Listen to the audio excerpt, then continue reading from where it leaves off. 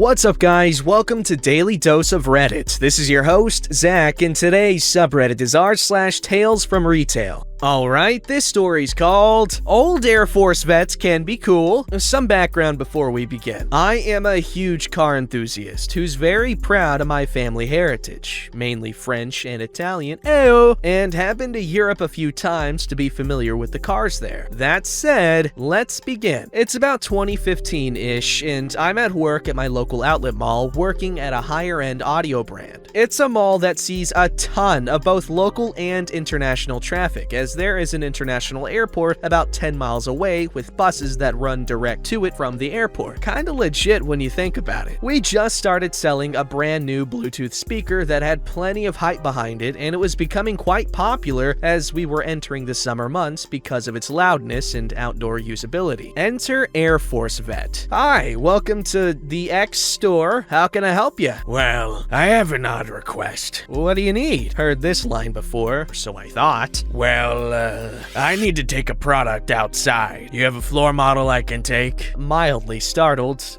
What do you mean outside? Our products can't leave the sales floor. This gets the attention of my store manager, who now has his head turned to listen in on the conversation. Well, I need to see if something fits in a tight space. Mind you, this gentleman is older, maybe mid-50s into early 60s. From his demeanor, I could tell that even he knew it was highly irregular to ask to take a product out of the store without purchasing. But I could also tell he was an honest sort of guy. The store manager walking over. What are you trying to do, sir? I heard about this new speaker of yours and wanted to see if it would fit in a space in my car. It doesn't have a stereo, and this speaker looks like it could fit perfectly in this space. Now, my manager knows my affinity for cars, so when I looked at him knowingly and longingly, he gave the approval to go outside with the product and was basically told to guard the unit with my life. As we walked out to the guy's car, we started talking back and forth. Turns out he's an Air Force veteran from serving nearly 20 years at air bases in Germany and Italy. He served during the 70s and 90s and lived there for a small while with his wife in Italy. They returned only recently and decided to bring his beloved car back from Italy with him. The car? A beautiful, all-original 1970s Fiat 500 in a glorious two-tone red on black. It had been refitted with a power outlet to run a small fan. Car was never built with AC or anything powered, with the original leather top as the only source of fresh air. And it was tiny. After discussing the car, we promptly looked in the center. Lo and behold, the space was a near exact fit, with a power outlet to charge the speaker with right there. Car never had a radio in it to begin with, so this would be a huge upgrade over the deafening sound of tiny Italian engine noises.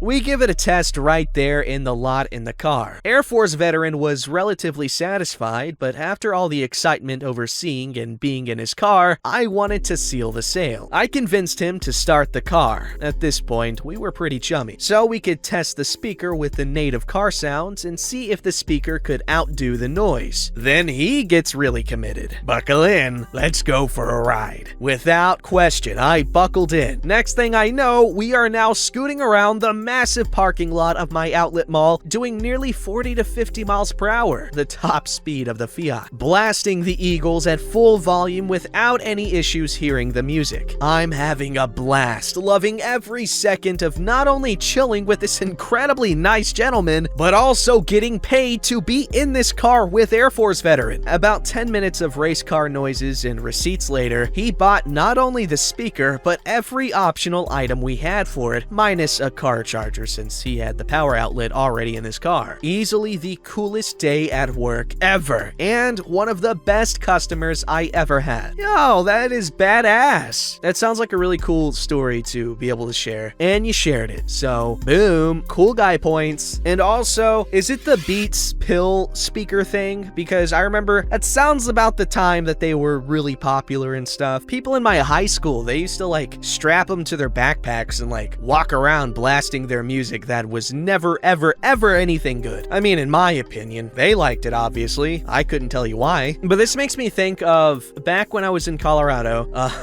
another motel my family had.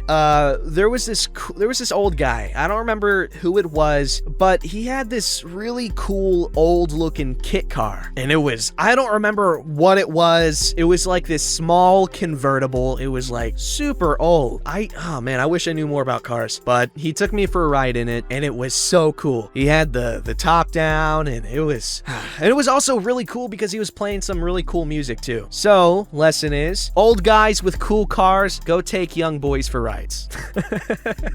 Alright, Ski, this story is called Old Man Teaches Me a Lesson in Common Sense. I work at a dollar store that also happens to be the only grocery store in my small rural town. Most of our customers are regulars who live nearby, and I have a friendly relationship with many of them. About a month ago, our managers called a staff meeting and explained that we had to start getting stricter about carding people for tobacco. We have to ask to see physical ID every time we sell tobacco products, even if the person is a regular who comes in every day and is clearly elderly. We also have to see the IDs of every person in the shopping party who looks to be older than 15, meaning parents can't buy cigarettes with their older teenage kids in tow. I think the rule is stupid, but I follow it because my managers emphasized how important it was, and how we could lose our jobs if we didn't. I usually tell parents with teenage kids that they can finish their transaction, go put their groceries and kids in the car, and come back inside to buy cigarettes. Most people are annoyed about this, but accept it. The other day, I got two older men I'd never seen before come in to buy snacks. One of them wanted cigarettes. As per policy, I asked to see both their IDs. They argued with me for a bit about it because the guy who wasn't buying them didn't have his, and they were both clearly over 60. Old man 1 is the old man who wants cigarettes and has his ID. Old man 2 is the man who doesn't have an ID. Me is me. I don't understand why you're being like this. I can't accept that you're too dumb to tell that I'm over 21. I know, right? I can't believe they're making me enforce such a pointless rule. Trust me, I'd love to sell you your cigarettes, but I don't want to risk my job, and they've been tough on us lately. Well, I ain't leaving without my cigarettes. It's not in my power to make that call. Let me get you my manager to speak to. Yeah, get your manager. Maybe he'll have some common sense. So I get my store manager and I explain the situation. He tries to explain the policy to the guys, but they keep escalating it and they're starting to yell. So he backtracks and tells me to just give them the cigarettes. At this point, I was kind of relieved because I thought it would shut them up. I was wrong. Scanning the cigarettes. I'm sorry about all that, sir. No, you're not. Don't act like you're sorry. You're just mad the manager wouldn't let you get away with it. At this point, I'm just in customer service robot mode. I'm glad you got your cigarettes. I hope you found everything else you need today. How old are you? How old are you? I'm 23. I'm old enough to be your grandfather, and you could see that for yourself if you just open your damn eyes and have some common sense. Do you even know what that means? I come from a generation where a thing called common sense ran the world, but I don't think young people even know what that means anymore. Be careful, you're gonna offend him. Young people get so offended when you talk about common sense. They both had a good laugh about that, and I forced a smile and very politely bagged their items and wished them a nice day. I then locked myself in the bathroom to practice breathing exercises until I no longer had the urge to jump over the counter and fight an old man. The sad thing is, I would have just suggested that the guy with the ID get back in line without his friend to buy them if he hadn't been so damn rude to me. Edited to fix the format. Apparently common sense ironically doesn't give you the common sense to not shoot the damn messenger.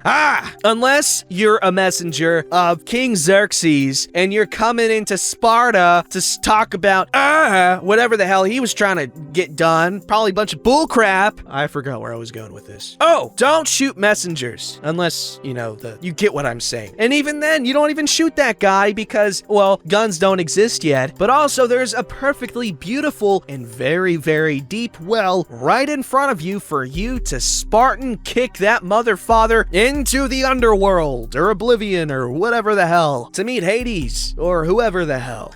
Get it? Whatever the hell. Oh, damn it. I was trying to work this in somewhere, but I don't know where. And also, you don't need a gun because you're King Leonidas. There, that's all. I watched 300 again recently, and I played through Assassin's Creed Odyssey. Ah, good stuff. All right, this story's called That Difficult Customer. I am new to the retail world of the department stores, and I was at a register currently ringing another customer for their items. During that transaction, two ladies with a stroller were browsing some items on display and tried to ask for the price of the items, while I was ringing my current customer for their items. I asked them if they could wait until I finished with the transaction before I could give them an answer. They showed facial expressions that were certainly displeased, and even someone like me who has high-functioning autism, I have a hard time recognizing facial, vocal tone, or body language expressions of people's feelings or mood, could recognize instantly that they were going to be troublesome. After I was finished with my customer, the two ladies came up to me to ask me to help them with a return. Unfortunately, the item in question had multiple return labels, which made the transaction to return their item difficult and caused errors in the system. Looking at their item, I noticed it for another brand that has their own section in the store and asked them to visit their counter to get their item properly taken care of, as I wasn't able to continue the transaction. The customer got much angrier as they did not want to wait in another line to get a return, but I told them I am unable to do the return as it was a brand item for a specific section. Both ladies got very angry, yelling profanities, and one of the ladies said she once worked for the company and knows how we do things, and that I was incompetent and lazy and I should do my job. I almost lost my temper, but I firmly told her I couldn't help her, as it was not part of my area in the department. Also, I was a new hire for a month, so I am limited in knowledge and training being thrown into the holiday seasonal fire. She demanded my manager, which I tried, but being in an area of the store where cell reception doesn't work, I couldn't make a call to my manager. I was also too far from other employees to get help. During this time, she and her companion were yelling additional profanities and name-calling while waiting. At that point, I was starting to get more worked up and just trying to get them to go away. I attempted to walk away. I have the right to refuse service if I felt in danger, as they kept bombarding me with insults. But they positioned themselves in a way where every direction I went, they went to stand in front of me. Finally, another employee who was more knowledgeable than me happened to pass by, and the woman's attention turned to grab that other employee who could possibly do better than me, an incompetent employee. I was trembling due to an anxiety attack coming up, and the lady and her friend continued to make fun of me trembling and additional insults as my fellow coworker was problem shooting the issue. Apparently, it was a situation that needs to be overridden by a full-time employee or a manager. I found an opportunity to leave and politely excused myself before going to the staff break room to break down. Aww. For an experience that lasted about 10 minutes, it left a deep impression on me, and I still get worked up from it. How can someone who says they worked in retail go back as a customer and treat a retail worker like that? I am still wanting to be as helpful as I can be in retail and take this experience as a harsh learning experience. Atta girl, boy, other. It's not made clear. Unimportant though. Good job. That sounds like absolute hell. That was just bullying, man. That was straight up bullying. That makes me feel really bad. I don't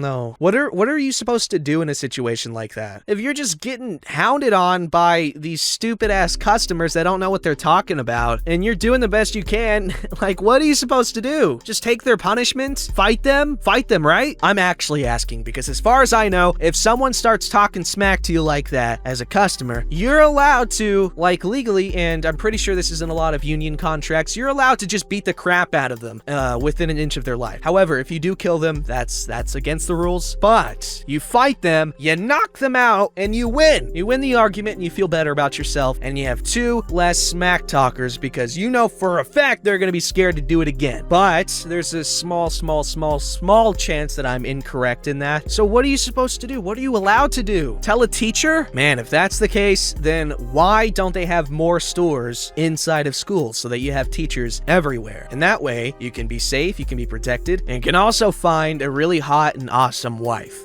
Alright, this story's called Grandma Goes Crazy Over a Shopping Bag. So one time, this older lady came to my register and everything was fine. I scanned everything for her order and gave her the total. One of her purchases was a dress of a famous Disney character, Moana. Make way, make way. Moana, it's time you... Sorry. Then at the moment I duck/bent down to grab a bag from the drawer, she blew up on me. Why? She screamed and thought that I'm going to grab her dress, throw it on the ground, and step on it to ruin it on purpose. I told her that no, I'm just grabbing a bag to put her purchase in. She didn't want that because the dress will get wrinkled. Suggestion 1. So I suggested a t-shirt box. We could fold it nicely and give it to her in the box. She said no because it wouldn't fit in her luggage. Suggestion 2. I asked if she wants it wrapped in plastic, nice and firm, and she can take it like that. She got mad at me because I thought that you guys are eco-friendly people/love animals, and refused this one as well. Suggestion 3. I suggested another thing that we usually use to protect fragile stuff. It has 2 portions. One, it's like white paper, and the other, it's like carton, but it's cut like a fishnet-like pattern. So I gave an idea to wrap this like a treasure/gift from the ocean, somewhat.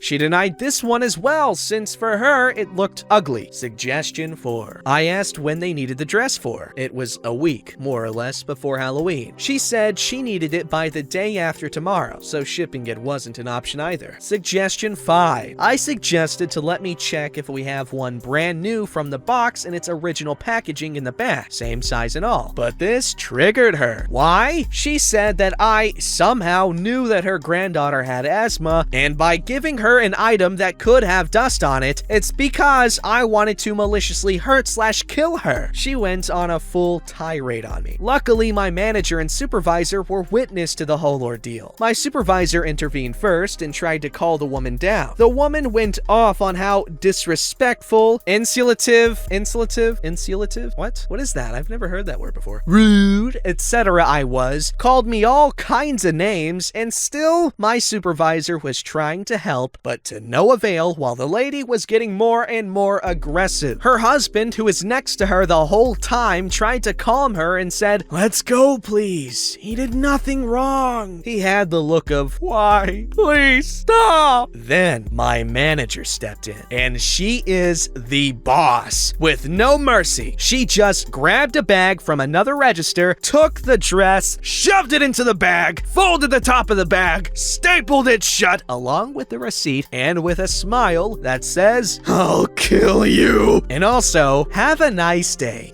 The lady got mad and was about to blow up on my manager, but my manager shut her down by saying, "Leave now or security will be called." After that, the lady just grabbed her stuff and ran, followed by the tired/defeated husband. After she left, I was told to take a break to calm down/recover from the incident. But yeah, I survived this ordeal all over a shopping bag. That lady was obviously upset about something else. What? I don't know though. How do you rationalize behavior like that? Oh, I have an idea. You don't. I'm telling this to myself, I guess, because I try to just assume these people are normal, just have a bad day or something, but yikes, you can't bad day away that kind of freaking behavior. Don't forget to like, subscribe, and hit that bell to never miss an episode.